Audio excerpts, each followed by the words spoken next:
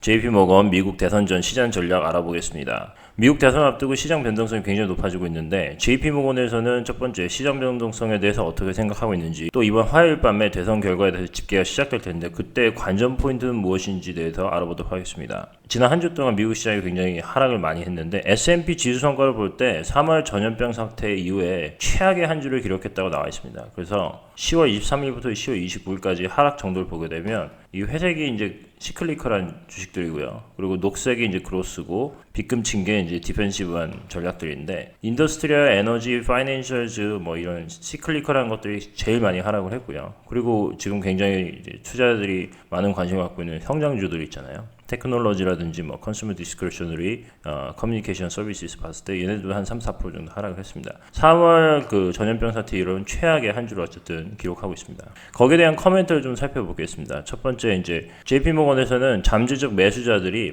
미국 대선에 대한 불확실성에 인해 거의 마비된 것처럼 보였다고 하고 있습니다. 그러니까 손이 안 나가는 거죠, 지금. 근데 이럴 경우에 이제 JP모건에서 얘기하는 거는 결국은 이 변동성이 미국 대선에서 누가 이기든, 그러니까 바이든이 되든 트럼프가 되든 그 결과가 지금 이제 빨리 나오냐 늦게 나오냐 얘기가 있는데, 그 뭐 일주일 만에 나오든 한 달에 걸려서 나오든지 간에 어쨌든 간에 선거는 지나간다. 선거가 지나간 다음에 불확실성이 거치고 나면 결국 변동성은 줄어들 것이라 생각하는 거죠. 그래서 JP모건의 기본적인 스탠스는 과거에서도 얘기하지만 대선 너머를 봐야 된다는 거죠. 그래서 선거 자체로보다는 그 거시경제, 매크로 경기와 비즈니스 사이클이 훨씬 더 장기적으로 주식시장에 중요했다는 점을 상기할 필요가 있다는 거고요. 재밌는 건 1980년도 이후에 10번의 선거 중 8번의 경우에 있어서 선거 이후에 12개월 후에 S&P 지수의 어떤 움직임을 확인해 보니까 2번을 제외하고는 다 이제 올랐다는 거죠. 그 2번이 언제냐? 1980년도에 갑자기 연준이 그 당시에 그 경기 과열을 막기 위해서 기준금리를 급격하게 올릴 때 그때 한 번 있었고요. 그리고 2000년도에 이제 닷컴 버블이 터졌을 때 그때 2번 있었습니다. 근데 그거를 제외하고 나머지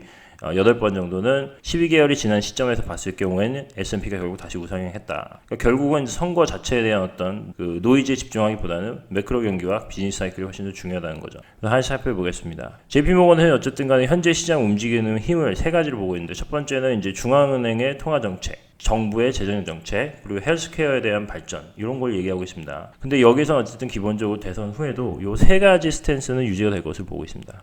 시장을 좀 긍정적으로 보는 이유죠.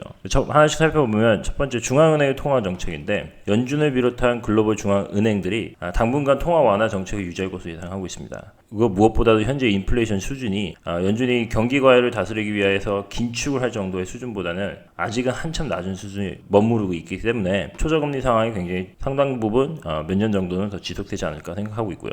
두 번째, 이제 중앙정부의 재정정책입니다. 연준의 통화정책과 더불어서 이제 미국 같은 경우는 케어스 액트 같은 어떤 재정정책 덕분에 기업 부도에 관한 최악의 시나리오를 막을 수 있습니다. 이 당시에 만약에 재정정책이 안 왔으면 지금 부도율이 상당히 높아졌을 거고 데미지가 상당히 컸을 텐데, 굉장히 최단기간 만에 급격하게 이걸 막았기 때문에 지금 상당히 최악의 시나리오를 막았다는 거고, 그리고 그 대부분의 피해가 몇몇 섹터에 집중되었는데 대표적인 게 에너지하고 리테일 섹터입니다. 기업의 부도율은 지속적으로 여전히 이제 대선 후에도 낮아질 것으로 예상하고 있고요.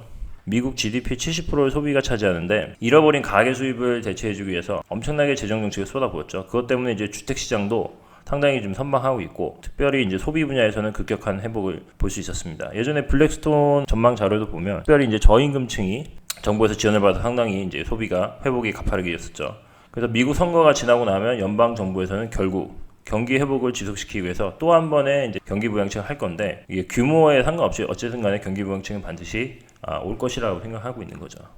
세 번째, 헬스케어 기술에 대한 어떤 발전인데요. 대면 접촉 빈도가 높은 섹터들이죠. 아까 말씀드렸던 어떤 리테일 같은 분야인데, 이런 부분들은 이제 바이러스 위협이 여전히 계속되는 그러니까 한마디로 백신이 개발되기 전까지는 여전히 고전할 것으로 예상을 하는데, 글로벌 헬스케어 커뮤니티죠. 그러니까 한마디로 신약을 개발한다거나 여러 가지 이제 의학 분야에서는 확진자들 치료 방법을 더욱더 이제 어떻게 하면 더 새로운 방법을 발견할 수 있을까를 계속 연구하고 있고요. 무엇보다도 오타가 나왔네요. 슈퍼 전파자 최소화에 있어서 계속적인 성과를 낼 것이라고 보고 있습니다. 물론 이제 현재 이제 프랑스라든지 독일 같은 경우에 유럽 국가들에서 올 봄 이후에 가장 엄격한 락다운을 지금 발표했다고 하는데, 미국에서도 이렇게 할 것이냐? JP모건은 어쨌든 간에 그러기엔 굉장히 허들이 높다. 그래서 미국에서는 지난번과 같이 매우 가혹한, 그러니까 드라코니아, 그러니까 중국식의 어떤 락다운 방식을 하기에는 굉장히 확률이 낮다 보이십니다. 그리고 무엇보다 이제 백신 개발을 위한 여러 임상 실험들도 계속 진행되고 있고요. 이 세 가지 요인으로 봤을 때 결론적으로는 JP모건에서는 어쨌든 간에 경기 회복의 모멘텀이 앞으로도 긍정적인 방향으로 계속될 것이라고 보고 있고, 2021년 말까지는 이제 전염병 사태 이전 수준만큼의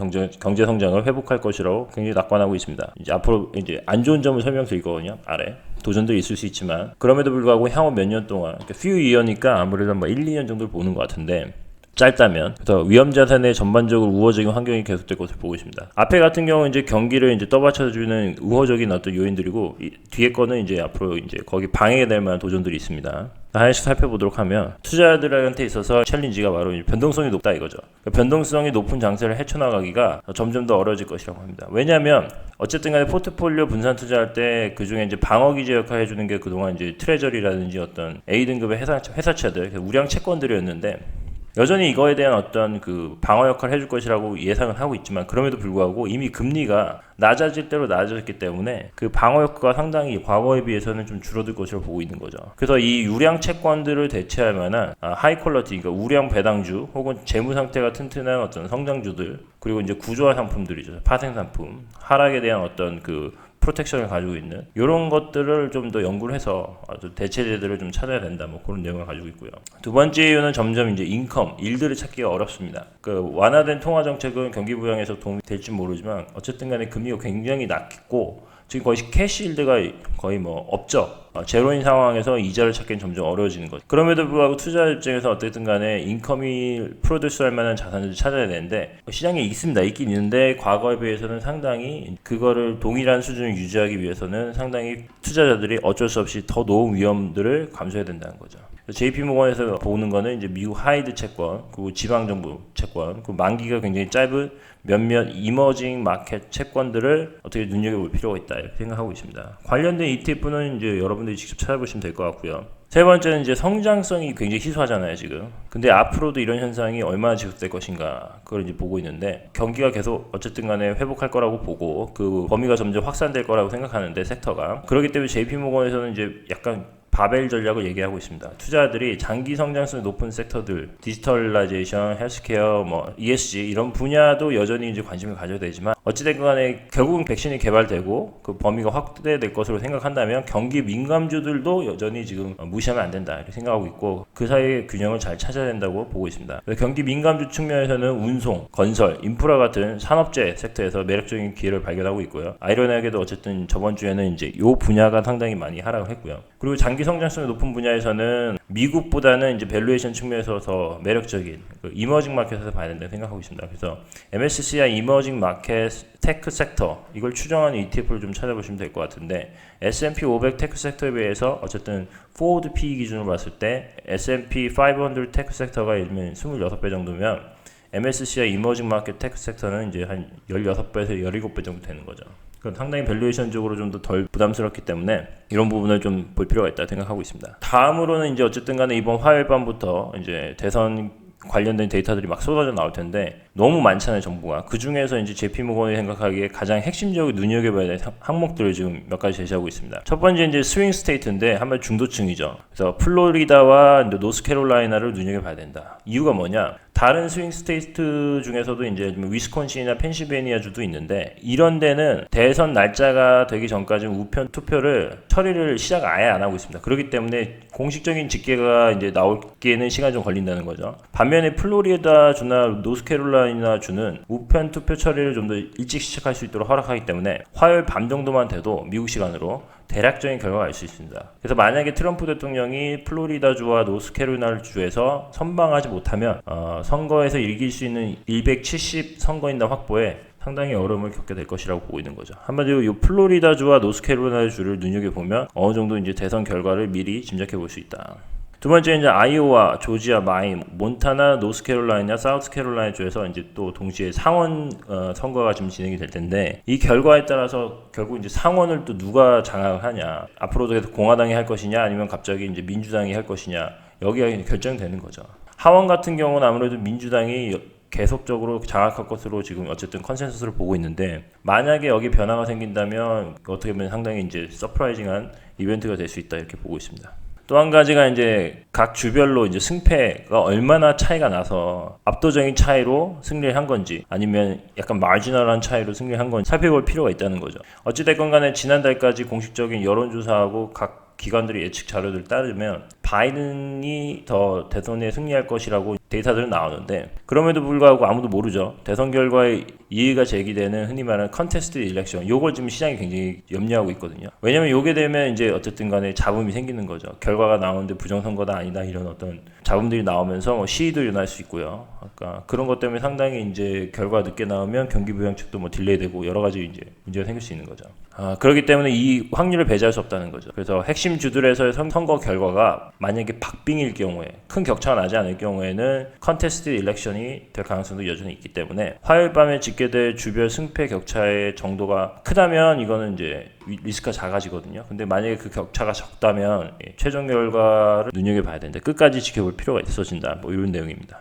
대선 결과가 발표된 즉시 어쨌든 간에 JP모건에서는 이제 관련된 핵심 내용 테이크어웨이와 그리고 이제 의견들을 다시 정리해 보도록 하겠는데 그동안에 어쨌든 마지막으로 이제 이 보고서에서 얘기하는 거는 투자자들에게 다시 한번 상기시키고 싶은 건 어찌됐건 간에 가능하면 장기 투자 계획에 집중하길 원하고 단기적인 변동성 장세를 더 그 너머를 바라볼 수 있는 어떤 시야를 좀 확보할 필요가 있으며 그리고 무엇보다도 역사적으로 봤을 때 대선 결과 자체 이벤트보다는 결국엔 이제 주가의 움직임은 장기적으로 봤을 때 매크로 지금 관성 효과라고 하는데 어쨌든 간에 경기 회복 사이클이 지금 새로 시작이 되고 있는데 요 기조가 계속 지속되는 한 어쨌든 간에 위험 자산에 대해서 좀 더 우호적인 태도를 견제할 필요가 있다라고 지금 JP모건 얘기하고 있습니다. 그래서 링크를 달았는데 여기 밑에가 바로 JP모건 이 보고서 원문입니다. 혹시 관심 있으신 분은 들어가셔서 자세히 살펴보시면 될 것 같고요. 오늘 내용이 유익하셨으면 구독과 좋아요, 알림 설정 누르시고 다음에 더 좋은 내용으로 찾아뵙도록 하겠습니다. 감사합니다.